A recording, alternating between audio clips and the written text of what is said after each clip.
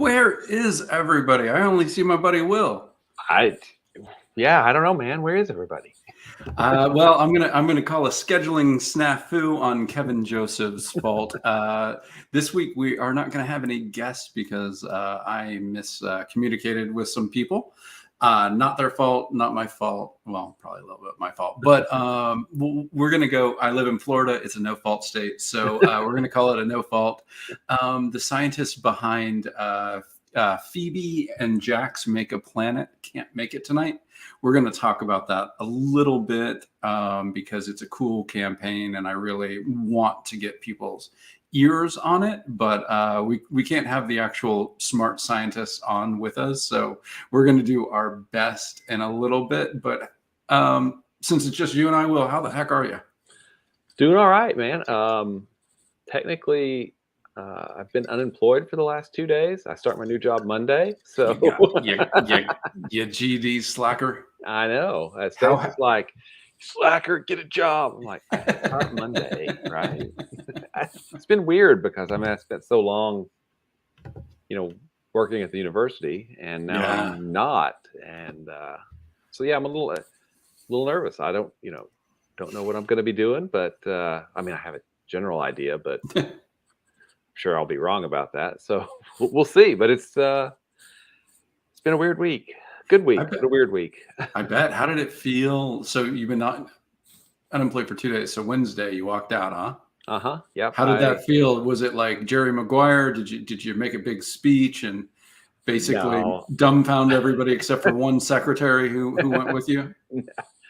No. They asked me if I wanted a party. I'm like, no, I'll just slide out of here. But several of the guys said, come to lunch. So we went out to an Indian restaurant and and had an hour and a half lunch, and they got me a little Funko Pop of the Golden Age Green Lantern, which was cool because I didn't have that. That's awesome. And it was pretty cool. Turned in my keys and came home, and that was it. cried for 15 minutes. Well, in the fetal position. You get it, right? I didn't want to put you too much. We got John is here. John. Oh! Hey, John. Great to see you, buddy. So like I said, we were going to have a non-comic book podcast because we wanted to talk to the people behind Jax and Phoebe Make Planet. But we're going to go through that a little bit. But since we're going to be able, it's just you and I, we could do whatever we want. Let's talk about some of the campaigns from friends of ours that have launched that we haven't had a chance to have them on. Hopefully we will get them with us over the next couple weeks, but in case we don't, let's talk about Phil Falco and Haunting Volume 1. It's a collection of, I do believe, the first 4 issues of Haunting. Haunting is a story about a real shithead protagonist, which is my favorite thing about it. Spoiler alert, we may talk about Sandman tonight. Yeah. And I was loving watching what a shithead Morpheus is at the beginning. Really happy about that. And Phil Falco is not afraid to have an unlikable protagonist. His character does bring ghosts back to life. He actually doesn't control it. And whenever they come back to life, they cause havoc, and he just doesn't care. Mm-hmm. Absolutely. And it's got some beautiful covers. I know there's a stained glass theme that he's had going on for a couple of, maybe all 4 issues at this point. Those covers look really nice too. So yeah. Phil couldn't be a better guy. I believe he is in Boston. Rob Multari, Kat, and Phil are in Boston for Boston Fan Expo, I believe. Yeah. And so if you're up in the Northeast, go tell him hi and tell Phil. Excel. Oh, Garth says, since there are no guests, what are your Sandman opinions? We are going to get to that, Garth. Yeah. We actually literally, for the first time, I think, we did a rundown. We kind of planned out the show because it's just us. So we are going to get through these projects that haven't been on the show yet. we are going to talk about Jax and Phoebe Make a Planet in our own dumb non-scientist way. And then we're going to talk salmon, and then we might talk about some projects that are still running. I don't know, Skinned from the Witch Creek Road creator. We might get to that at the end. So, oh, hey, could we talk about Sandman too, maybe? Let's talk about Sandman too. Awesome. And next up is, we already talked about our cat Calamia, the Dancer. It has been quite a while since I read The Dancer 1 and 2, but I would say it's as if Black Widow and Batman, kind of Black Widow as the character, Batman as the origin story, found out that they were the problem instead of the solution. So a young girl whose parents are murdered basically becomes an assassin, dancer by day, assassin by night, or vice versa. I don't remember. And she goes on a kill and actually realizes that she has done to another child what was done to her. And I think starting with issue 3, we might learn about the repercussions. And I love the metaphor because, she's had this trauma and she's literally going through the motions, but she's a dancer, and that's what dancers do, is go through the motions, right? Yeah. So, yeah, it's great. And this is the color version, right? Or is this the black and white? We're gonna have to have Kat on and find out. I'm not sure. I honestly, when they launched, I backed. I didn't read it. It's just like it's Kat, it's Phil. Everything they do is great. I'm on it. So I don't even know. We're gonna find out though. And Mick Byers, who I believe will be on next week for Royo Cheeks, which is a Western. He's been doing his Martian John Queen of Thorns or Queen of Mars, whatever. Yeah. But this is a Western, and really go check out the page because I love the color palette. He's kind of working in a very, very unique way, even to his own style, which, if you backed the Galarian campaign, and I can't imagine you didn't based on the backer count, you're going to get to see Mick Myers' style within the White Ash universe. But this is a very different style, and I can't wait to talk to Mick about it. Yep, absolutely. And plus, he was in the White Ash Deluxe that came out not too long ago. He did that's what it was. 1950 story, I think, in there or something. Nice. And the Last Ember Press has a Christmas story. It's kind of the Nutcracker and was it the Mouse Guard? Something? I think so, yeah. All right. It's been 2 weeks since I looked at that campaign. So Brant, Lisa, if you can come tell us about your Nutcracker project, the Steampunk Carol. Yep. And that is the campaigns that have not been on, and we do want to get them on. Shawnee, how are you? Hey, Shawnee. We have great news for your pocketbook. We have no new comic books this week. We do have a podcast we're going to talk about, but we're all going to just chill it out, and we got 1 week not off because you can find campaigns if you're on, but we're not gonna kill anybody's pocketbook. So this is the 1 week Blake isn't on, so we'll make sure and send him the podcast so he can listen without grief. All right, so I am going to put up the banner for Jax and Phoebe. Yep. Don't think we really need to go on the page, but Jax and Phoebe Make a Planet is a Kickstarter campaign to raise money to do a limited edition podcast. It's by a climate change scientist, and I believe a fossil scientist, like when she talks about dinosaurs and stuff, cool stuff like that. 2 scientists who want to get together and bake a pie. And on their project page, Carl Sagan's quote is, "If you want to bake a pie, all you have to do is create the universe first." Which is, right? Yeah, it's a mind-blowing statement, but it's so true. And the podcast is going to be Jax and Phoebe talking about all of the universal cataclysmic serendipitous like just events that had to happen to start from the Big Bang to when they meet up to bake a pie. And I can't wait to hear this. I'm just immediately interested, and I'm immediately ready for it. So if you're into science and you're into podcasts, please check out Make a Planet Pod, Jax and Phoebe Make a Planet on Kickstarter. So to set this up, we were going to have really, really smart people tell us about it, and they couldn't make it. So we're going to have Will and I's dumbasses kind of do the same thing, but with our own stories of what happened in Will's life and what happened in Kevin's life to come up to this point where we are talking to each other on StreamYard to do this podcast. So, Will, what is the earliest memory of sci-fi fantasy that might show, a movie, a fairy tale that you can remember that just made you realize that this was something you would be interested in? Probably one of my earliest memories is a tremendous crush on Aaron Gray from Buck Rogers.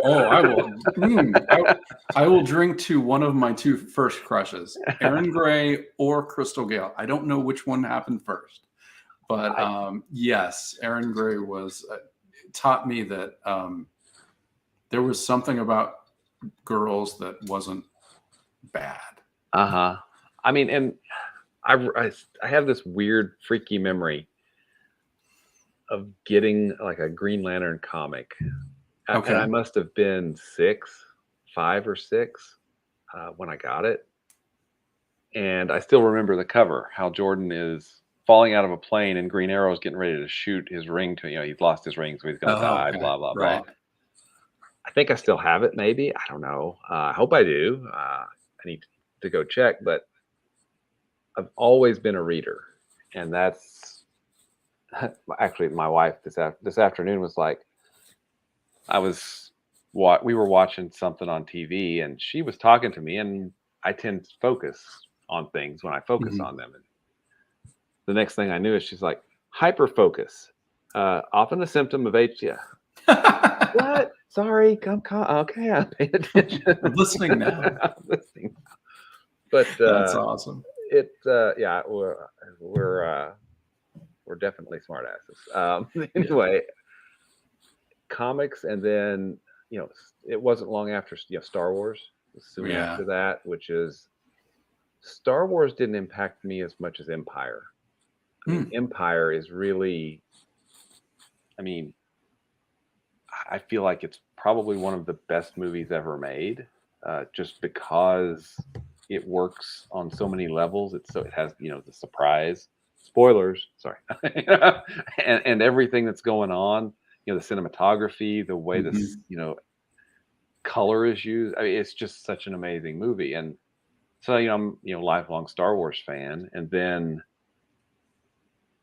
that gets into more comics were just always present after that, just because Chris Claremont's X-Men. Oh God, I mean, God, read the hell out of that. All right, all right, but you're getting ahead of me. We're not up to comics yet. We'll get there.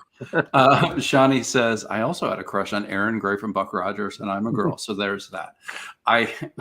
She was lovable, gorgeous, tough, sexy. I mean, just a great character. And in the 70s, I don't know that there really were that many great female characters. I'm sure, Charlie's Angels was coming on, so maybe it was starting. But Aaron Gray was absolutely, they always say that Burt Reynolds was a guy that women wanted to dance with and men wanted to have a beer with. I think Aaron Gray is, on the opposite.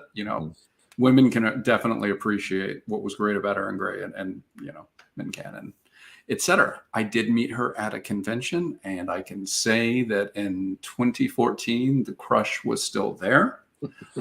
She was lovely, gracious, and kind, and gorgeous. So it did not go away.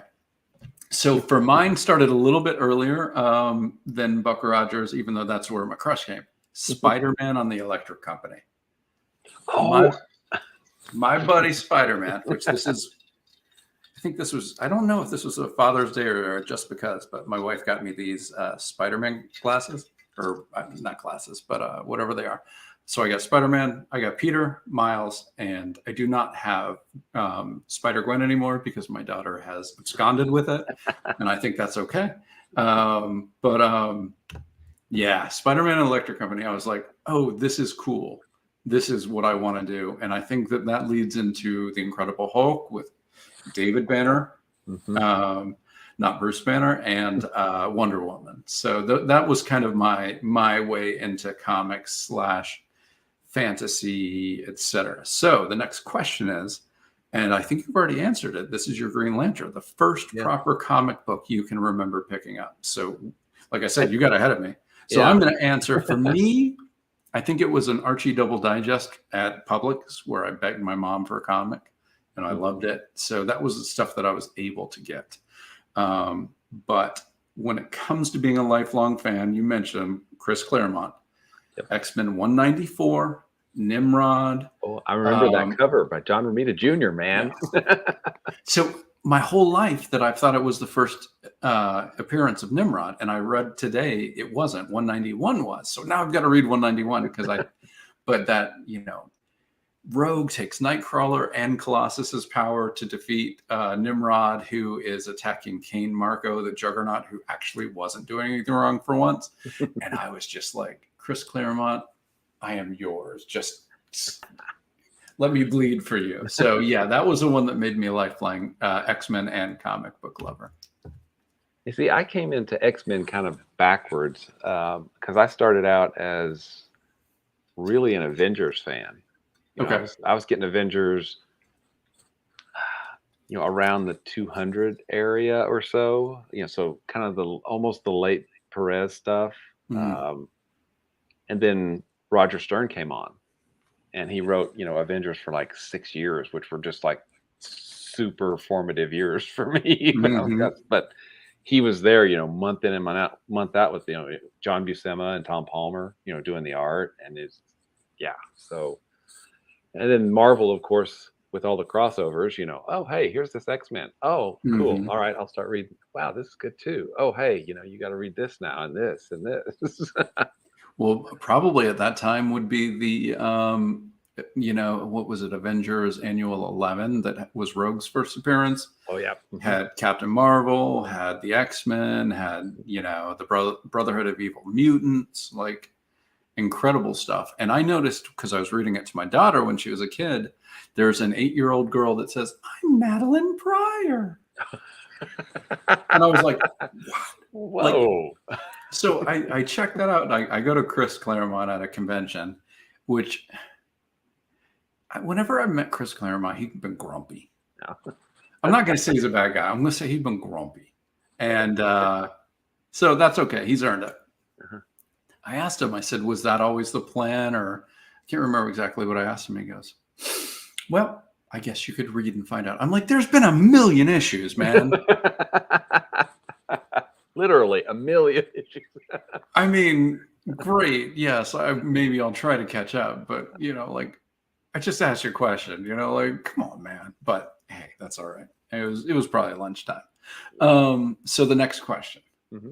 When did writing or creating a fictional story first bring you joy? Oh, man. I think I maybe started like in high school with just some little short stories or something that are, I'm sure, absolutely horrible. Yeah. But really, and then for the longest time, I wasn't necessarily, because comics are weird, right? You for the longest time, I was like, well, I can't write a comic because I don't have an artist, right? So it was just like I read a lot and read and read and read, but I guess it was, I finally decided to take the plunge, and I wrote the first issue of Diary of Night thinking I'm going to find an artist and we're going to pitch this and we're going to do the thing. Yeah. So that would have Vertigo. They need their new Sandman. Yeah. So that's going to happen, right? And it's going to be 75 issues now. And that would have been about, oh man, 2008 probably. I guess it's been that long ago. Mhm. I think that was 2007, 2008 maybe is when I finished that script. And that was my first comic script that I wrote, which is weird because I did that, found an artist. We did 1, 2, 3, 4. A company published it for us, and I was like, I don't know what I'm doing. Why did they publish this? Right? Right. Oh, it must have been the artist. Okay, cool. It's the artist. Gene's a good guy, great artist. So. Can I ask a question? Is Mm-hmm. that company still in existence? Oh no, Bloodfire Okay, Studios. Yeah, the first company that took a chance on me doesn't exist either. So Company killers, right? Yeah. I don't know what exactly that means, but it is interesting.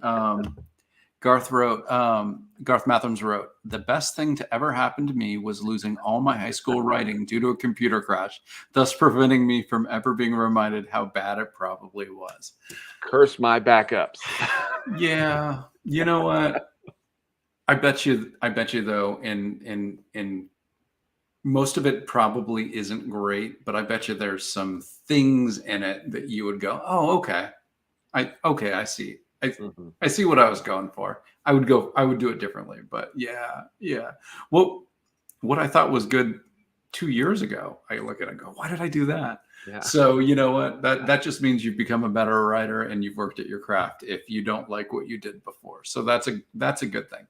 So my story is, in 4th grade, I had a teacher, Mrs. Hopwood, who was pretty tough. Like she was like my first like disciplinarian teacher. And my first couple months, I didn't know how to, succeed with her. And I learned because she was a good teacher and she kind of made me be a better student in order to succeed in her class.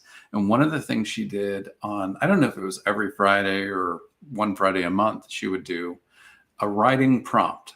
So she would give you like the first sentence and you had to come up with a short story. And like, it rained all day and you had to come up with a story from that. Or I heard something under my bed and you had to come up with a story. And the first probably half of the year, I didn't finish a single story because I didn't know how to start one. I couldn't start the story. I didn't know how to start a story. And my friend Ian was always getting a story read because the best 5 stories got read. Mm-hmm. He was always getting a story read. And I asked him how. And he goes, "Well, I don't know how. I just do." I said, "Can I read yours?" And he goes, "Yeah." And so whatever this one, it was, I can't remember his last name. I stole everything from him, but I don't remember his last name. But Ian, if you're watching this, I do admit I stole this from you, and I don't apologize because I wouldn't be on this podcast if I didn't do so. So thank you, but I'm not ashamed. He started his story saying, "I am Ian," and his last name, "and I am the world's greatest spy." And then he told a story. The next time we had a writing prompt was, "It rained all afternoon." And I wrote, "My name is Kevin Joseph, and I am the world's greatest swimmer." And I wrote a whole short story from there because I started. And once I started my story, I could follow the beats of it. And yes, Garth, it was a 4th grade story. It was probably atrocious. But you know what? She read it to the class. And the rest of the year, I used the cheat Ian taught me to start my story. And my stories got read every single time that I remember because I found out that if I could start a story, I could finish it. But if I couldn't start it, I was screwed. So, yeah, when I was teaching at the community college, I would. It was freshman comp, right? It's everybody has to take it. So we would talk about the blank page and how, put anything down, because once you have something down, it's not this insurmountable thing in front of you. It's not. Right. Once you have something, you can edit it, you can work with it. But the blank page scares the hell out of a lot of people. It really does. No, that's really good advice. And 4th grade me didn't do it that way, but we was like, I'm still in Ian's. I'm good. Well, you got it, man. So you sort of talked on this, but I don't think you got to the the heart of this question, what made you think of writing a comic over any other form? So when you did Diary of Night, you did it without an artist, but why were you like, this has to be a comic? You know, I think, well, I know I'm weird, but comics have just been so central to my life, I guess. I've read comics forever. Mm-hmm. It was something I shared with the boys when they were young, which was great, because I had playmates, and Stace had to keep us all in line. But comics are just, there's something about them. And I think a lot of, one of the things that helped me kind of move toward understanding comics by Scott McCloud, Mm-hmm. reading, Eisner's Comics and Sequential Art, because there's so much power and you can tell a story so efficiently Mm-hmm. with comics that you can't do with film, you can't do with prose. I feel like I'm just wired for comics, and I don't know if that makes me, crazy or sane or yet both. I don't know. Do what you want to do. Go where you want to go. That's right. Mine is so much less poetic, so boring, and utilitarian. Me and my buddies, one of which I co-write Underwars with, and he draws. We wrote 2 screenplays. We spent 1.5 to 2 years writing 2 screenplays. I'm sure that some of it is good because it's been 10 years now, and some of it is awful. But we wrote the screenplays and literally had no way to get anyone to even look at them. Mm-hmm. And I was like, this sucks. And I do not have the discipline to write a novel. I have tried. I have never gotten more than 20 pages in because that is hard. It is. But honestly, NaNoWriMo. No, never. I'll never do that. It's exhausting, but it's actually, I've done it like 2 or 3 times. I never finish a novel, but I get a whole shitload of words done that I can then go back and edit. So, do you finish it after November's over? Oh yeah, I'll come back to it. In fact, I got like 25 or 30,000 words in 1 year, and I'm like, okay, well, I'm gonna next November I'll see if I can finish it off. Okay, that's cool. It's not the rules, but I just use November as sure. Hey, I'm gonna focus on this for a month, and then survive, and then December I can recover maybe. No, I'm not saying that is. Tell the audience what NaNoWriMo. It's November. National Novel Writing Month. National Novel Writing Month, and the goal is to write a certain amount of words a day for the entire 40 or 50,000 words for the whole month, which is the formal definition of what makes a novel. And that's the plan. I've never actually hit that goal, but you don't have to have a finished novel. It's just the first draft. Yeah. And if it's for you, it's for you. It's not for me. I feel like if I did that, it would burn me out of writing, where I wouldn't want to write anything for a long time. So that's why I don't do it. Well, and it does. The times that I've done it, the following month or two, I'm like, okay, that's good. And I actually haven't done it since I've been consistent with my page count for comics. So I haven't done it since then. Okay. And it's an interesting thing to do. I don't think it works with my kind of process now, but it was fun. And I mean, I've got a novel-ish out of it. So I don't know. We'll see if it's one of these days, maybe this is bad. You should try it. See. Okay. So why'd you join Comics Launch? We still haven't met, by the way. If you guys are listening, Will and I still haven't met on our journeys. We're still kind of doing our own thing. Uh-huh. He's obviously doing Diary of Night, and I am doing Sorry, my Invisalign attacked me there. Diary of Night is apparently hard to say with Invisalign in. Still getting used to these babies. Well, I came to Comics Launch because failure, actually. So I had done Diary of Night and, killed the company that published it. And I wanted, so I'd been up at I'd been up at the Kansas City, I think, Planet Comic Con, and I'd met, I can't remember his name. He does, anyway, it was one of the artists up there because he had just had a successful Kickstarter. And I was really interested in that idea, So I was talking to him about it, and I said, "Yeah, well, we've got all the, it's done, all the art's there, because you should Kickstart it." I'm like, okay, cool. How hard can that be? Right. So I said it. I went out and I looked at people's, Kickstarter pages and tried my best and kicked off the campaign for like $7,000 or $8,000 because I was clueless. First campaign ever, and I think I ended up with like, well, I could go look, but maybe like 50, 60 backers.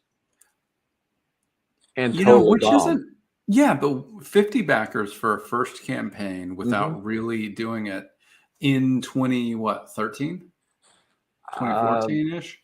I think it was 2015 or 2016. So that was a point where Kickstarter did not have the audience that it has now, sitting there waiting for a project. You really, what people didn't realize, and I didn't realize, you didn't realize, you have to bring your audience to Kickstarter.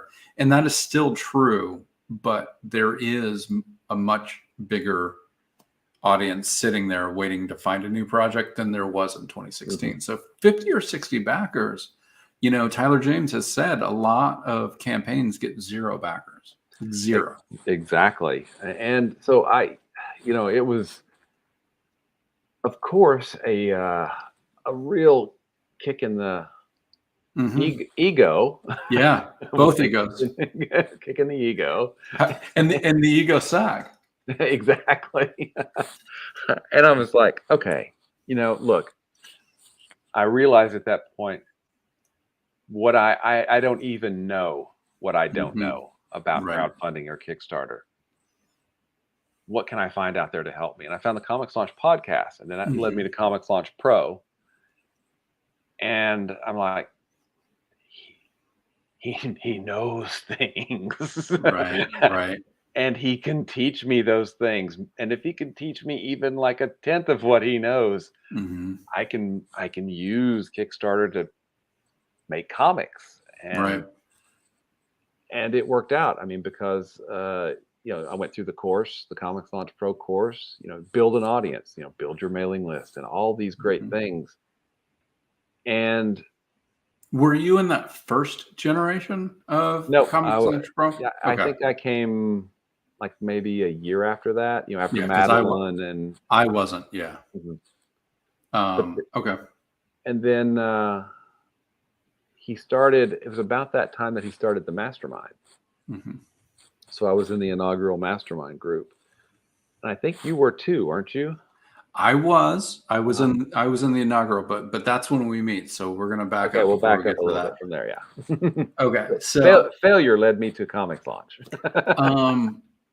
I did my first Kickstarter for Tart Volume 1, which is the trade paperback of issues 1, 2, and 3. After the company that first published Tart went out of business, I will confidently say that we were not the problem.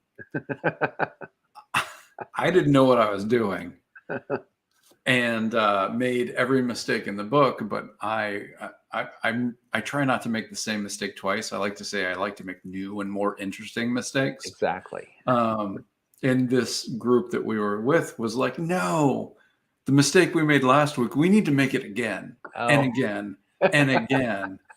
And it was like, come on, man, I don't mind a mistake, but the same mistake 5 times is I'm not cool with. So we had this group that, you know, I'd gone to MegaCon and I'd seen their big booth, and I thought, well, if you have a booth at MegaCon, you're for real. If you're listening to this, you know what you need to do to get a booth at a comic convention is to pay for that booth. That's it. So don't trust that somebody knows what they're doing because they have a booth at a comic convention. I'm not saying that they don't know what they're doing, but I am saying that's not evidence. Well, I mean, I've had a booth at a convention, so yeah. There you go. And I've had many people like kind of pitch me, and I'm like, my everything I've said to people when they said, "Hey, are you taking on any books?" I'm like, look, I published the books before I was with Scout that I write because my artists know that if I screw up and lose all of our money, it was a mistake because I'm involved. If I take Will and his artists and take Diary of Night and make a colossal mistake and you make no money, you know, now we have a relationship. You know that Kevin didn't do it on purpose. But if you barely knew me and I published your book, like, Kevin doesn't give a shit about Diary of Night. He only cares about his book. He tanked me to help me. So I'm like, this isn't a selfish thing that I don't publish other people. It's unselfish because I don't know what I'm doing yet, and I'm learning, and I still haven't learned enough that I would ever take anybody else on. I mean, like, you need to talk to Source Point Press. You need to talk to Scout Comics. You need to talk to Mad Cave because I don't know what I'm doing, man. So we were publisher-less, and I had sent a thing to New York Comic Con asking if they had anything in small press when I was still with the other publisher. So we fired the publisher. We went through that whole, you know, the shenanigans of leaving a publisher. And I got an email from New York Comic Con. Yeah, we have a booth. I was like, if I say no, have I made myself look stupid for New York Comic Con, the second biggest comic convention in America? One of the top 4 guaranteed, but I'd say the second biggest. So I talked to my wife. I'm like, should we just do this? And she's like, try it. What's the worst that could happen? I'm like, we could lose a lot of money. And she's like, well, because this was when I was dealing cards, I was doing pretty well. She was like, well, you want to make this happen, right? I'm like, yeah. She's like, well, if you lose a little money, you lose a little money. I'm like, okay. So, you know, Will and I are here because we have very supportive spouses who do call us on our bullshit. But they're very supportive. And that's all you can ask. Actually, that's exactly what you want. You want somebody who will support you and call you on your bullshit. So I'm like, well, we need books. So my buddy Juan at Creature Entertainment said to me, and I've said it on the show before, the worst thing that can happen in a Kickstarter is 1 month of free advertisement. That's really it's the worst thing. Now, it doesn't feel like that if you don't fund or you don't do as well as you want. It feels like you haven't succeeded. But in truth and in reality, the worst thing that can happen in a Kickstarter is 1 month of free advertisement. So I said, all right, let's do it. So we put Tart Volume 1 up. To make it to New York, I had to spend the money before the campaign even launched. So that campaign was hopefully to make some money to help us pay for this. We did okay. We did quite well for a first campaign because of Ludovic's art. And, you know, we went to New York. It was a success. Yay. So issue 4 came out. We did a Kickstarter. We did well. And I believe before issue 5, I had a comic book, The Poodles of Potter's Peak. It was a kid's book. I still stand by it. I think it is adorable. Jessie Sharon is the artist on it. The work she did is extraordinary. I think it is one of the best comics you can give a kid who is 2 to 6 years old. I stand by it. This book should have made $20,000 on Kickstarter. It is great. We launched. We got to our $2,500 funding goal. And 30 days later, we had raised $2,700. I succeeded. Mm-hmm. And from day 2 to day 30, almost nothing happened. And I couldn't get anything to work. And about a month later, Tyler James sent me an email or a Facebook message. Hey, I'm bringing some people in for this list launch. I want to teach people how to do mailing lists. Mm-hmm. Would you like to join? And I was like, yes, because there's something I don't know and I am missing. Because you shouldn't have a book that you think is worthy of $10,000, make $2,700 if Mm-hmm. you're doing the marketing right. And so that's how I joined Comics Launch Pro. Mm-hmm. I got everything out of List Launch that I wanted. I then joined the Pro. Mm-hmm. And then when Mastermind came around, I joined that. And that's where I met some guy named Will Allred. Well, I think that's where we met, but I think I encountered you. You did a San Diego Tart 1, didn't you? Kickstarter? Yes, that was after List Launch, but maybe before Mastermind. Because I remember back in that. Okay. I think that was the first time I bet. Was that after number 3? Or sorry, after the trade, but before 4? Definitely after the trade. Definitely. We did trade issues 1, 2, and 3. We did issue 4. We did issue 5. Okay. The 4th Tart Kickstarter, which was definitely after Poodles, so I'll put my thumb up there, was the San Diego number 1. Cool. Where we just to catch anybody up who doesn't know, that first company that went out of business printed Tart as a 3-issue trade paperback collection. Not because it was good for our comic book, but because he wanted to show other people that he could print a trade paperback. Because he knew about Comics Wellspring before anybody else. And he pretended to be a Comics Wellspring representative. Yes. He would charge people to print their comic. Then he would send the PDF to Comics Wellspring and have it sent to him. And then he would deliver it with an upcharge. Oh, wow. Which is sort of brilliant and insane. Just effing insane. But Comics Wellspring had started doing a trade paperback, and Ludo and I had finished 3 issues. So he decided he wanted to show people the trade paperback. So that is why Tart did not come out issue 1, 2, or 3. Then when we did Kickstart it, I asked Ludo, I was like, should we do issue 1? He's like, I think that collected things are more elegant, and that's what I want. So we did the trade paperback with her sipping the milkshake that you probably know. Mm-hmm. There are about 200 Tart collections out there with a very attractive Tart laying down with sort of her top of them. Ludo drew a little sexier at the beginning. So I'll have to put that on the back issue hunt list. So, and this is Explain Yourself exclusive. There are 2 versions. The first version was misprinted. So what you want to find is in issue 1, when Tart fights the demon in a double page spread, what you don't want is to see it the way we wrote it. You want to see it with 1 page on this side and then turn the page to the other, because even though we emailed 3 times saying it was wrong, he didn't answer because he'd already sent it to print. So the first 40 copies are misprinted. So if you get a Tart trade paperback with the misprint, it's one of the first 40. Gosh. I don't even have one of those. Oh my God. I could do 3 hours on it. I'm sorry. It's too long.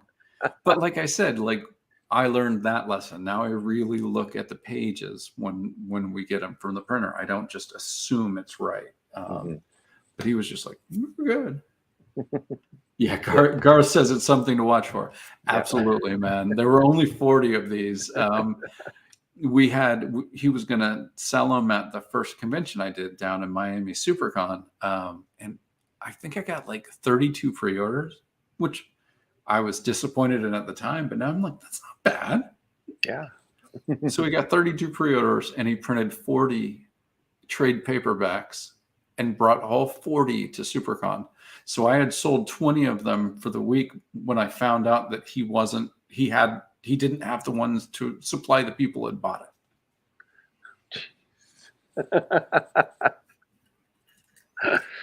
You drive me to drinking. Adventures in comic books. By the way, I haven't told a lot of these stories ever. It feels good to get them off my chest. What does it Mick calls it? Comic bookery? Is that what he calls it? Maybe. Oh, I don't know. Oh, Gar says that happened to Death, the High Cost of Living. Did not know that. Oh, there was a misprint on the first one? Please put in the chat that, because I know the story, Death, the High Cost of Living, but I don't know the story behind the misprint. That's cool. Mm-hmm. My favorite Sandman misprint, though, is there's a Hungarian edition of Calliope. The story of the muse that is kept in the attic. And in the last page, to show that the Sandman is going farther away, he gets smaller and smaller and smaller and smaller. So apparently some guy who worked in the Hungarian printer thought that must be a mistake. So he drew a really bad Sandman in the last panel. So there's like 400 copies of this Hungarian Sandman where Morpheus just looks like Will or I drew it. It's effing hilarious.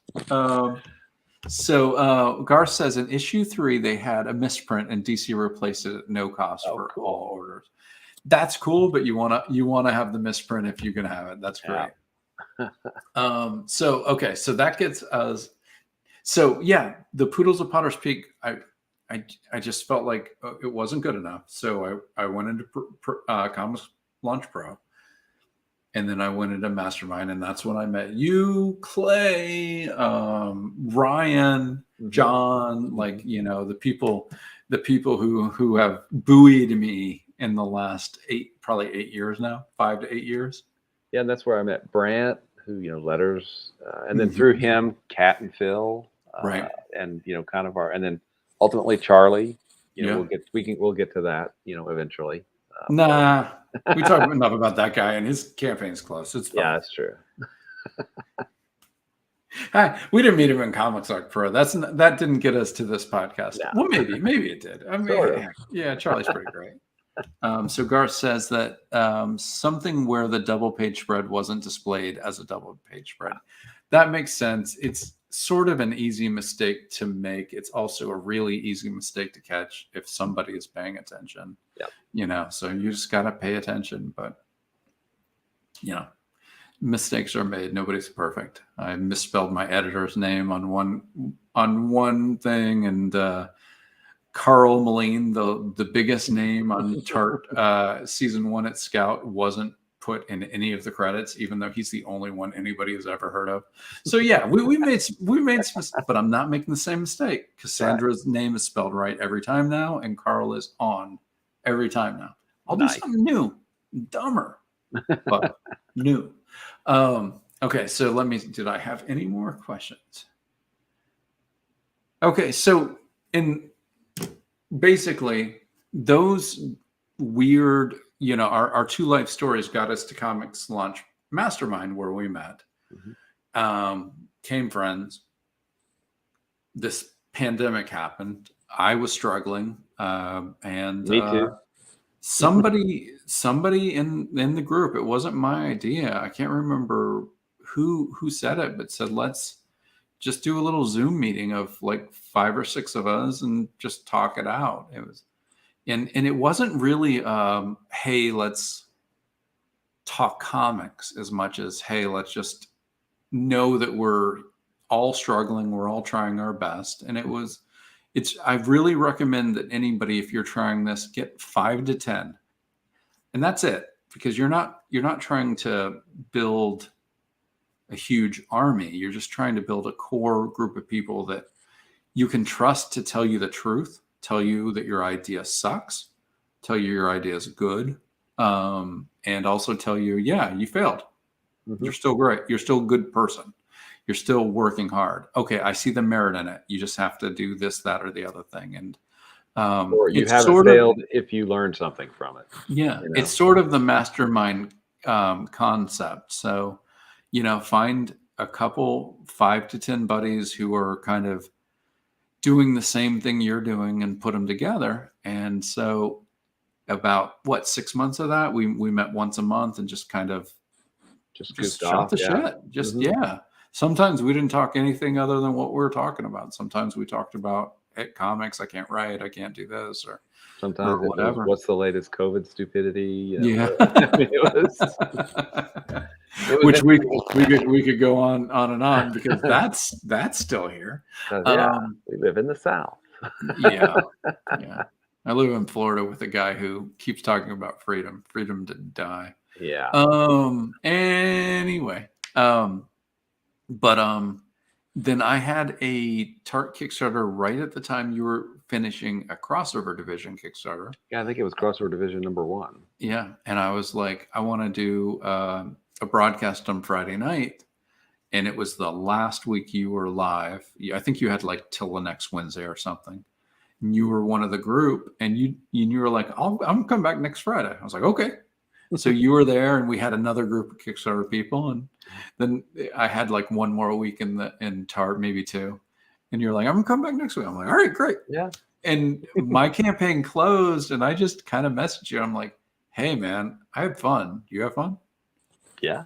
I was like, keep doing this. We did this because of our campaigns, but you did this even though yours was closed. So I have to give you a lot of credit. If you hadn't come back on, I don't know if I would have been like, I should do this. I should, keep doing this, even though I don't have a campaign. You kind of like opened my eyes like, oh, it doesn't have to be that selfish. It's going to be a little selfish. Yeah, but it doesn't have to be that selfish. It doesn't have to be that selfish. Well, And, it kind of grew out of too. You and I both remember Kickstarter Live. Right. So you could be on live video that was published on your campaign so people could watch you and you could. So I remember I had one of those and it was just me and I was horrible at it. It was like, okay. That has to be a struggle. Yeah. So then I went like, you know what? I'm going to, because then I got on with, I was on with Madeline and somebody else. I can't remember on but Kickstarter she's good Live. because she's so strong and Oh, yeah. and knows what she's doing and has Exactly. a great demeanor. So that's a great person to do it with. But then I'm like, you know what? I'm going to be devious. I'm going to, anytime Rob needs anybody or Ryan needs any, I'm going to be there. And then I can ask them when I'm going to be on. Yeah. And that's kind of what our group does is, like, hey, if, we need somebody to do something, we're all there for each other. So it's really, because for the longest time, before comics launch, I'm out here all on my own. I don't know anybody. I've not done anything. Tyler talks a lot about finding your tribe, and that's really kind of what comics launch led me into is, being a part of, the comics launch community, then the indie comics community, and then, our little group. And it's been awesome. No longer out there on our own. And the best advice I saw was also from a Comics Tribe person, Ryan K. Lindsay. I saw him say, look for your people. He didn't say tribe. He said, look for your people on your rung of the ladder. Yep. One rung up and one rung down. He said, don't look 4 rungs up. And it was a really extraordinary thing to hear. And I've really taken it to heart. And, like we try to make sure that if not on this show, if someone comes to us and says, this is my first campaign, we don't turn them down because who knows what somebody might be doing and might be doing some cool stuff. But yeah, if you're new to this, really look for somebody else on the first 1 or 2 rungs of the ladder that's growing, because those are the people that will be with you for your entire journey in this comics. And I'm not saying don't reach out to us, because please do. Yeah. We want to hear from you, but just know that, I got really excited in that first campaign and I sent tweets to Kelly Sue DeConnick and Gail Simone. And I really appreciate that neither one of them called me out for just being pushy, like, I don't know. I got excited. It was going well. It could go better if they liked it. Yeah. Neither one answered me. And guess what? Why? Because I was on the third rung of the ladder and they were already in the clouds. Yeah. They weren't on the ladder anymore. So I don't have any problem that they didn't either retweet or answer. I am appreciative that they didn't call me out for what I had done. So yeah, that is the different things that came to create Explain Yourself in the way that I think How to Make a Planet will kind of go back about 13 billion years until they can bake a pie. So it's been an hour, but I really think that podcast will be cool. And so if you have time to check out Jax and Phoebe Make a Planet on Kickstarter, I recommend it. So section 1 done. Well, section 2. This is section 2 because we did the things. All right, now everybody. What were we going to talk? We were going to talk about something else. What was that? I can't remember. It had something to do with comics.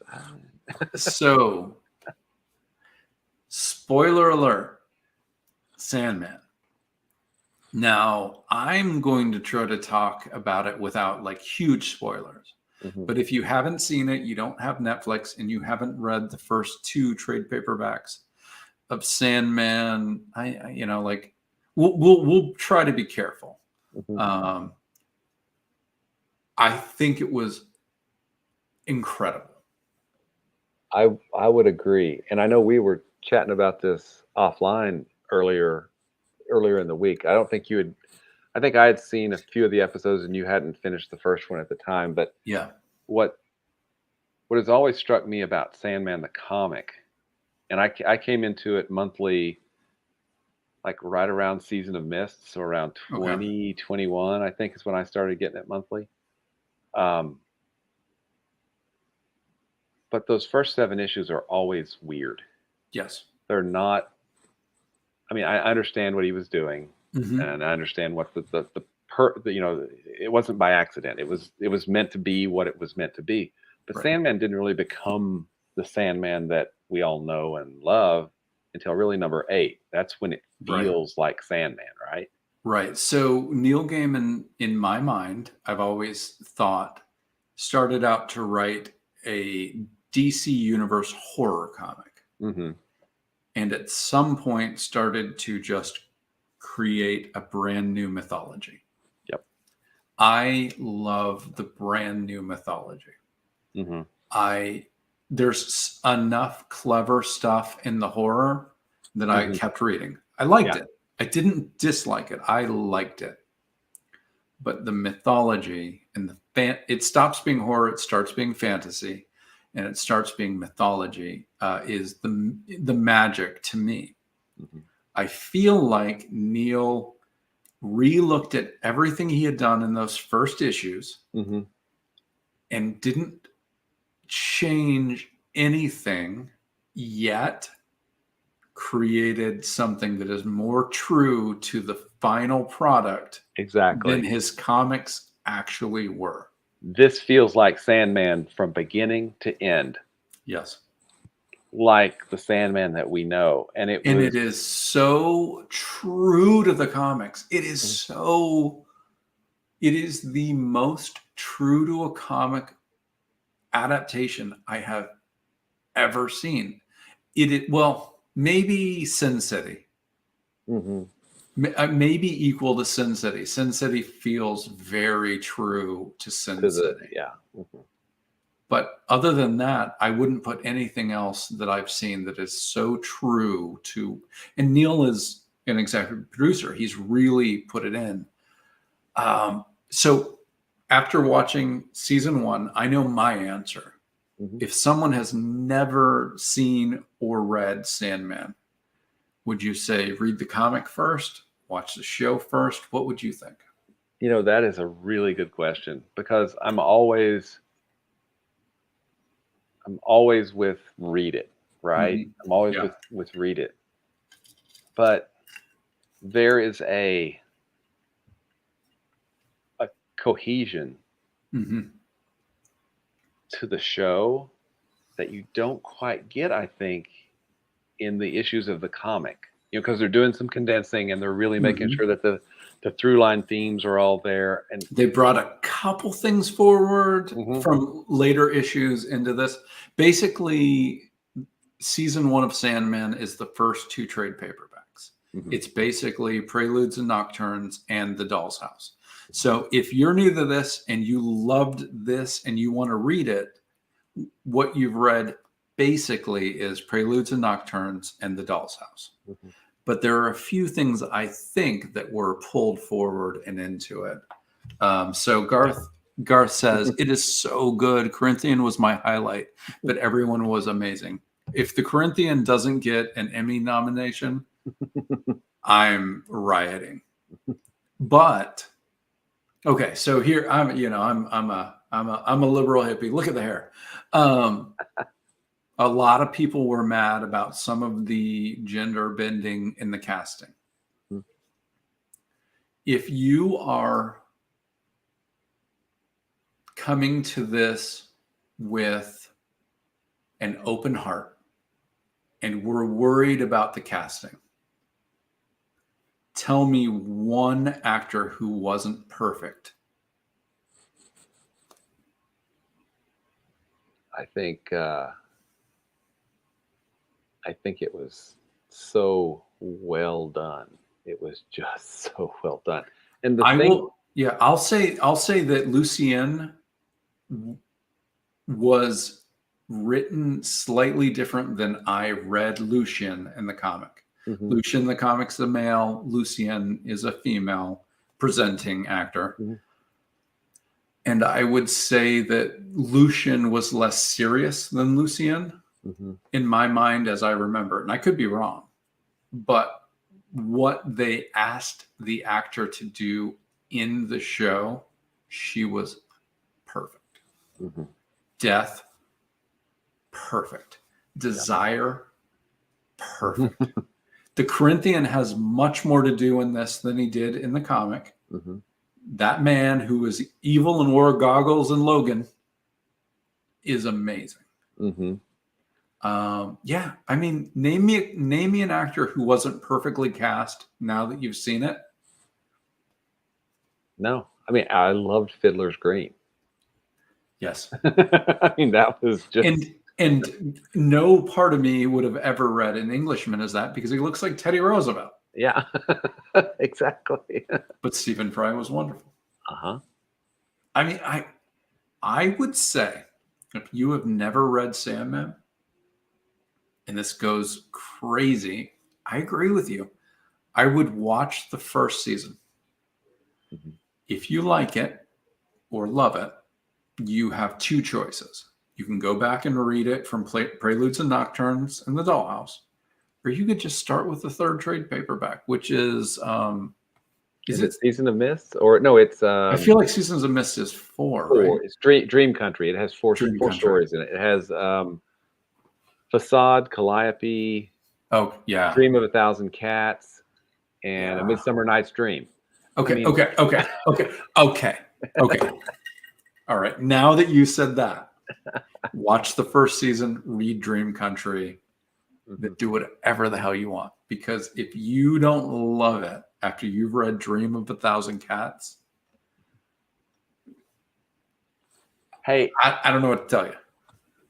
A Midsummer Night's Dream won the World Fantasy Fair, and then they changed the frickin' rules so comics couldn't win that anymore.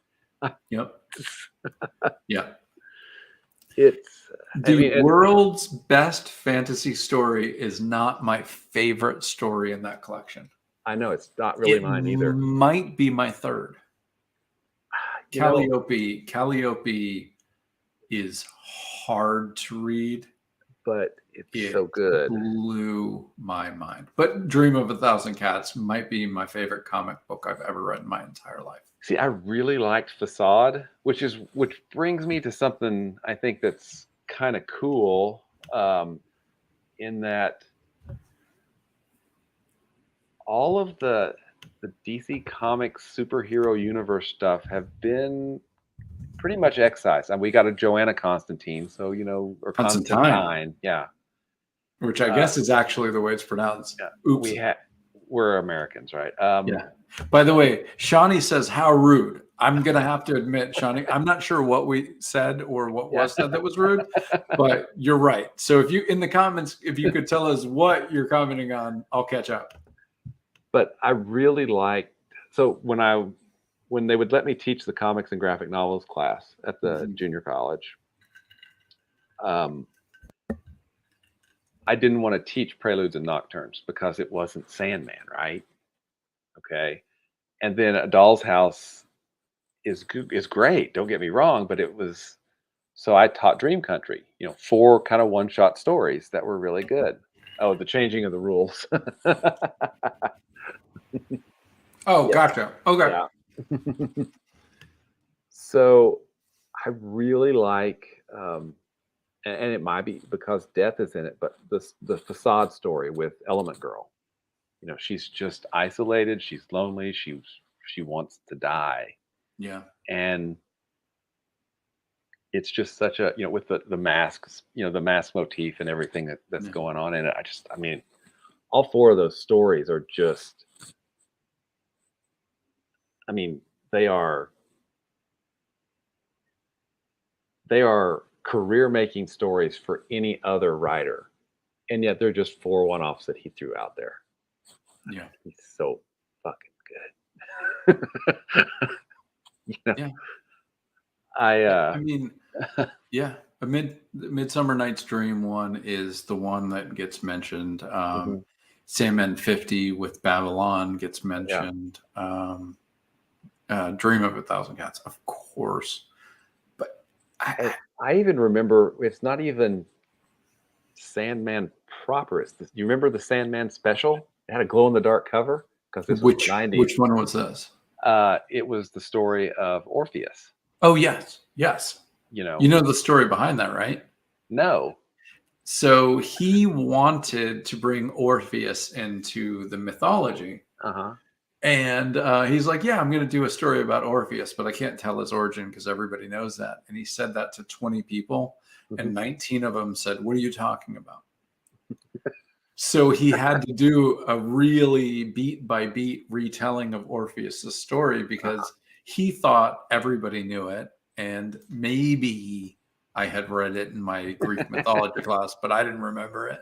So he had to do it like for real. So it's just basically the Greek story retold with Morpheus involved. But no, that was never what he intended to write, but he had to write that because none of us knew Orpheus's real story. But it had a glow-in-the-dark cover, which I think is just so freaking odd.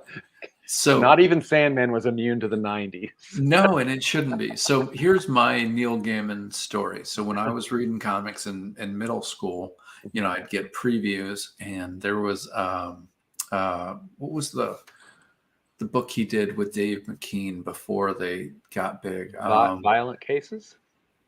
The plant lady, but not Poison Ivy. Black Orchid. Black Orchid. So that came out. I looked at it and I went, I don't get this. 20 years later, I got back into comics. I got back into comics because I read in the newspaper that Frank Miller was bringing Dark Knight back. Oh, this would have been Dark Knight 2? And Marvel. Sorry. And no, well, it gets better. And Marvel was finally going to tell Wolverine's origin. So I got excited.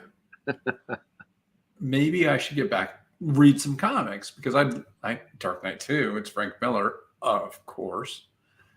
And Wolverine Origins, of course. Joe Quesada, yeah. So I go to a comic shop in New York City. I think it was on like 34th Street. And it was a couple months before these were coming out. And I find this book by some guy who I've never heard of, writer-artist Sam Keith, Wolverine versus Hulk. So I'm in like 4 issues, $12, fine. So I take this home, and if you haven't read the Sam Keith Wolverine Hulk, it is super interesting, and you should read it. It is so neat. I've read it, and I loved it. So I went back to the comic shop, and I don't remember what the other book I bought this time. Mm-hmm. I bought something else, and I don't remember what it was, and I loved it. It was so interesting. It was so cool. Dark Knight 2 comes out. I read it. Oh, hell is this? You're not alone. Origins 1 comes out. I read it. Okay, well, that's cool. I get it. All right, we'll see more. Mm-hmm. I think Origins was what, 6 issues? I think so, yeah. So issue 1 I was in. I was like, okay. All right, like Wolverine was the sickly boy. That's cool. Yeah. I didn't see that coming. Cool. Mm-hmm. Issues 2, 3, 4, 5, and 6. I was like, what are you doing? Why did you waste my time? Literally, they had somebody hand Logan a book on the samurai.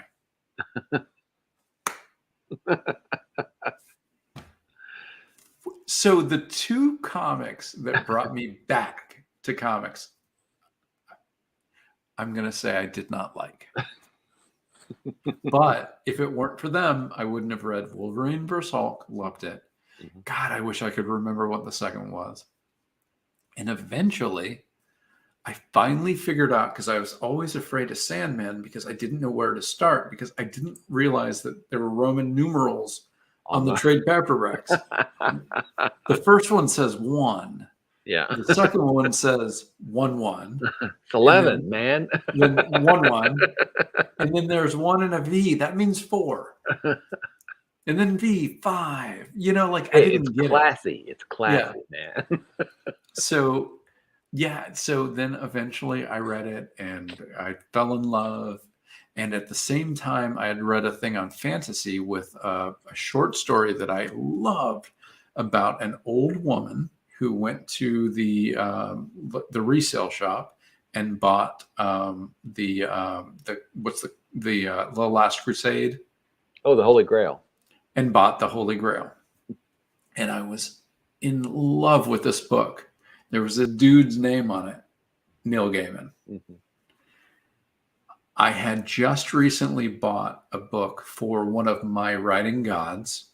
It was a biography of Douglas Adams. I looked at it. Neil Gaiman. I'm reading Sandman and loving it. I'm like, holy shit. So all of this happened within like 3 months, where I realized I love this guy writing a short story. I love this guy writing a biography of Douglas Adams. And I love this guy writing a comic. I'm in. Have you read any of his novels? Yeah. Oh, yeah. Neverwhere. Love it. American Gods. Like it. Don't love it. Like it. Don't love it. I think I do prefer Neverwhere, but American Gods is, kind of the big work that a lot of critics point to. Yes. I like Anansi Boys better than I like American Gods. Ocean at the End of the Lane. Graveyard Book. Love it. My 2 favorite Gaiman novels are The Graveyard Book and The Ocean at the End of the Lane. And I don't actually like The Ocean at the End of the Lane. I finished that book and I was in a funk for a week. It made me feel off for a week reading that book, which is how good it is. How about Good Omens? Love it. Love it. Love it. Also, amazing if you have Amazon Prime. Exactly. Now, that one, I would say either watch it or read it, depending on what you have time for. Mm-hmm. I would say that Good Omens is a better novel than the first 7 issues of Sandman are 7 comics. Mm-hmm. Terry Pratchett and Neil Gaiman wrote a great novel. Neil Gaiman started what would become a great comic series. Mm-hmm. So but God, if you want to laugh, Good Omens. And by the way, the Good Doctor in Sandman, which I will just say I'm watching the show and I'm watching this woman. I'm like, I've seen her in something. 2 episodes of Good Omens. So if you rewatch, I don't know what she was in Good Omens, but the Good Doctor from the serial convention is there. Oh, Shawnee says she loves Good Omens. Oh, it's both the book and the series are incredible. And she said, I enjoyed American Gods, but I'm totally with you on the ocean at the end of the line. Yeah, it's special, but it's not special like you'll feel good at the end. It's an experience that you should definitely go on. My favorite, yeah, those are my 2 favorite. Probably Stardust and Anansi Boys next. Neverwhere next. I'll say it. I love Neil. He's the greatest. He cheats in American Gods. Okay. There's one moment where he says something, and then the next chapter he goes against it, and there's no reason why. He cheats. Well, he fooled me. You know, and it's about a confidence game anyway, right? Yes. So spoiler alert on American Gods. He talks about the very first chapter, the character's in prison, and the person that he's next to is really calm, really low key. Mm-hmm. Okay, I'm at the end of the book, and I went, "Oh, I get it now." I definitely did not catch the low key for a long time. Oh, so yeah, American Gods though, TV series. I saw the first episode, and we've never got back around to it. It didn't capture me like Sandman did. So what I'll say about American Gods, which Neil Gaiman was not an executive producer on, he was working on Good Omens. Mm-hmm. I think that the actors were given the most fun material of season 1. I've only watched season 1, so I can't talk about 2 or 3. The actors had a blast, and it was fun to watch the actors act. I think that American Gods, the TV series, because I watched it with my wife who had not read the novel, was unfair to people who hadn't read the source material. It never admitted the game. Gotcha. The whole season went by and they never admitted what the game was. Mm-hmm. So I don't think that American Gods was fair, the TV series. Mm-hmm. I think that the book did tell you what the game is, and it's worth reading, even though it's not my favorite. I would definitely start with Stardust, just because it's easy reading and fun. It's such and a great light. movie too. I mean, Stardust is a good adaptation. It definitely does its own thing, and that's fine. But it's Stardust fun. is really fun. It's Michelle Pfeiffer looking gorgeous. So I mean, come on. Robert De Niro. Yeah, I would. The Graveyard Book is not a bad one to start with, as long as you know that it's an all ages book with some dark stuff, but it's not an adult novel, but it's certainly worth reading. It's lovely. The Jungle Book in a Graveyard. Yeah. I mean, that's the high pitch for it right there. Yeah. So anyway, I mean, it's 12:19. I could talk about Sandman all friggin' night. I talk about Neil Gaiman every day. So I was interested in an adaptation part of it because we're not getting necessarily an issue per episode. And that makes sense because I don't think that there's enough material per issue to make a full hour episode. Because if you look at episode 6, I think, which was The Sound of Her Wings, which is where Death that was 2 issues. That was her issue, and then is it Hobbs? Is that his name? That's right. Which I believe was later down the road, right? Way down the road, right? Mm-hmm. I believe so. I'm not 100% certain because I haven't read it in like 3 years, but I do think Hobgoblin is more like issue 25 or 26. But I do believe that, here's the thing. If you haven't watched and you haven't read, I don't think this is a huge spoiler because we talked about it with Phil Falco. Mm-hmm. Morpheus is an arrogant prick. He's a royal. He has been here since almost the beginning of time. Since the first being had a dream, he has existed. Mm-hmm. It is intimated that there was a universe before our universe. I'm reminded of that from the show, not from the comic, but I do. It reminded me that yes. So it's intimated that this isn't the first universe, and he has been here since that first universe for at least.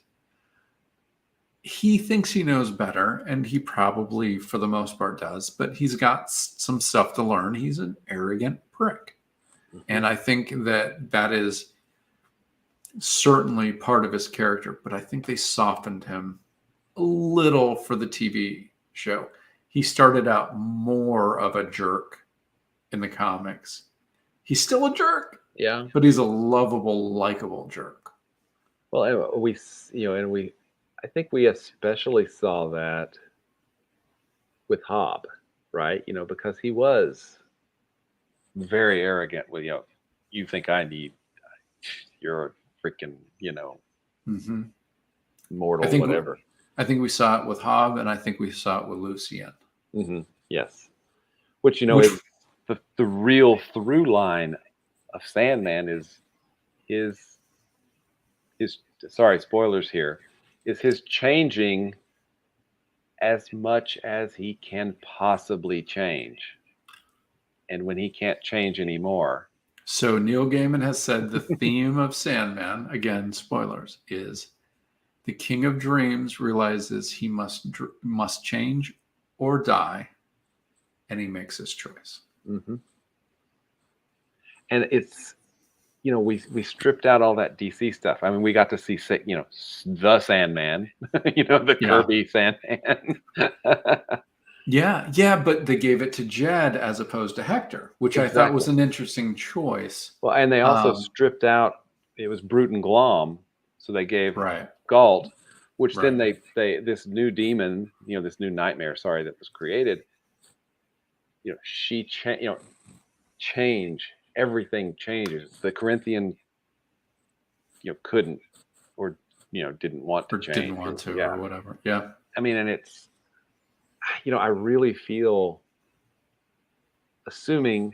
I assume about 4 seasons for this, maybe 5, depending on how if they're going to adapt the whole thing, right? Yeah, two trade paperbacks were season 1, so 10 would be 5 if you do that straight math. I really feel like Dream Country will be eased into seasons. It won't be its own season. Yeah. And there was another one with 4 stories with like the Julius Caesar, or there's a Roman story. Yeah, I can't remember. I'll have to. There's another trade paperback that's just a couple issues that kind of are out of order, which is actually my least favorite of the trade paperbacks. But I feel like if they can keep up what they've done, then Sandman, the Netflix series, will probably be better than Sandman the comic series, because it will be a more cohesive whole, and it will be, I mean, when you get right down to it, it'll be more planned, because the thing that Gaiman was doing, and the thing that all these monthly comics guys, they're dancing, figuring out. They're figuring it out. Yeah, and it's amazing. It's why at the end he started missing deadlines, because he had to make stuff he had written 4 years earlier make sense now when he knew what he was doing. Yeah, and it's. So I'll tell you a story. Kelly Thompson, not Kelly Thompson. I'm so sorry. The artist on not Dream Country, the one where Delirium and Dream go off on their adventure. Brief Lives. Oh, She was a Wonder Woman artist. Thompson is her last name, but it's not Kelly Thompson, who's a great writer. Yeah, And I make this mistake all the time. Crap! Why can I not remember her name? You're right. It's Thompson is her last name. Jill Thompson? Jill Thompson. You got it. Yeah. Okay, so Jill Thompson. I met Jill Thompson at a comic convention. Mm-hmm. And Brief Lives is my favorite arc in Sandman. I just love it. It's fun. It builds the mythology. It has severe repercussions, but it's light. It's just joyful. I cannot wait to see what they do with it. So I talked to her about Sandman, and she said at the end of Brief Lives, she had flown to Minnesota because he was behind. Neil was behind. He was having trouble writing it. So she would have like page 3 and he would be writing page 4. And they were sitting on a couch next to each other. That's and awesome. She was drawing page 3 while he was just fighting to do the next page. Can you imagine working with an artist like that? That would be so awesome, man. I think you have to be 50 issues into the greatest comic book of all time before DC will do that. But that would be pretty neat. And she said, I mean, I feel like this is probably a story that's out there. So if it's not, she said, Neil went, oh, I know why Delight turned into Delirium. And Jill said, how? And he goes, I'm not going to tell you. You'll draw it if I write it. not say it. So he knows, spoiler alert, there are 7 endless. There is destiny, dream, death, desire, despair, delirium, and destruction. Mm-hmm. The prodigal. But delirium did not start as delirium. She started as delight. There is some story, as far as we know, only Neil knows, of how delight turned into delirium. Now, there have been some other things. Jill Thompson will draw it if it's ever put out. There's been Sandman Overture, Lovely. which was a prequel of sorts to it. There's been The Little Endless, which I think Jill Thompson drew. Yeah. She might have written that as well. Then there was what's the one with the fox? Dream Hunters. Dream Hunters. Yeah. Death, The High Cost of Living, and Death. There have been 2 Death miniseries. Yeah. Why can I never remember the title of the second? I don't know, but they're both great. Yes, drawn by Chris, and I'm going to butcher it. Bacallo.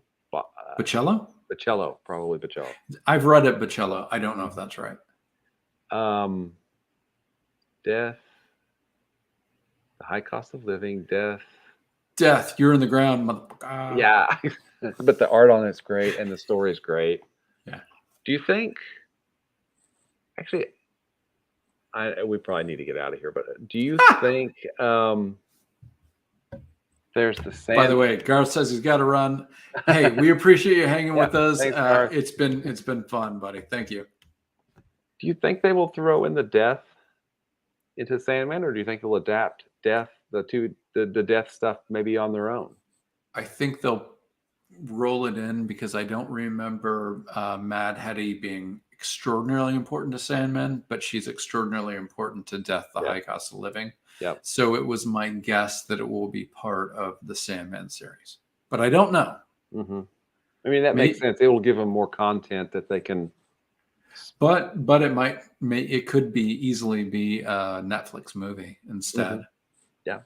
Maybe it's a movie. Maybe they do seasons 2 and 3 and they put in a movie and then season 4. Death, the Time of Her Life. There you go. Yeah. No, so I mean, I think that we're saying that Sandman is great. you can't mess up. If you want to read the comics, read the comics. But if you, it will be quicker to watch the show, and I do think you will get something really, really edifying and really substantial if you watch the show. I don't think you'll lose anything, and then go back and reread the comics. But I would just go right to Dream Country. Go right to Dream Country, and then you can choose after that if you want to keep going to, I think, Seasons of Mist next, A Game of You, Brief Lives, etc. Or go back and read the first 14 issues or whatever it is, and find out what it was. That's up to you. But I read the comic, watch the show. They're both great. With the comics, you get exposed to such a wide spectrum of artists, because he worked with Sam Keith, Mike Dringenberg. You had Dave McKean on covers. You had Jill Thompson. You had Colleen Duran did an issue.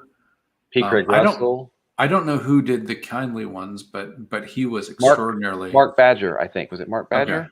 I don't know. I'd have to look it up. I think it was. It was a very unique style, and I'm really interested to see if they go impressionist with the visuals of the kindly ones when they get to it. I'm guessing they'll stick with what we've seen, but the visuals of that comic are so unique. I'm wondering if they won't go different. And that's something that the Netflix series kind of has over the comic, in that it has a consistent look and feel, and it will keep that throughout. Whereas the comics, you would get radically different art. Charles Vess. Okay, you get Charles Vess for A Midsummer Night's Dream, and then you get Colleen Doran for Facade, which both great artists, but radically different artists, in the way they tell a story and the way their art looks just in general, So Colleen Duran did an episode in A Game of You, Inside Baseball. She sent her pencils out, and the inker wanted to go on a cruise. So instead of spending the 3 weeks the inker had to do the work, the inker did it in 3 days. Sent it in. This is also Inside Baseball. It is the worst looking comic book you'll ever see. It's in the old trade paperbacks. They sent her back her pencils for the Sandman Absolute editions, and she was allowed to re-ink her own work for that book and do it right.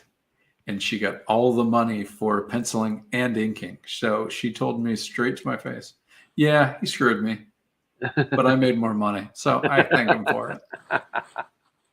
And those, I think I've got volume 1 of the Absolute editions here. Those things are beautiful. Yeah. With the big leather binding, and they look like these big old, kind of looks like, we haven't seen Destiny yet, but it kind of looks like the big old book he carries around, right? Yeah. Oh God, how good is Desire? They are perfect. And Despair. I mean, she was. I can't wait till we see Despair. We haven't met Despair, right? Yeah, we saw her barely because she was cutting herself. Real quick. Yeah, that's right. That's right. Yeah. Yeah. Yeah, I know. It was like, ooh, stop that. Like, oh.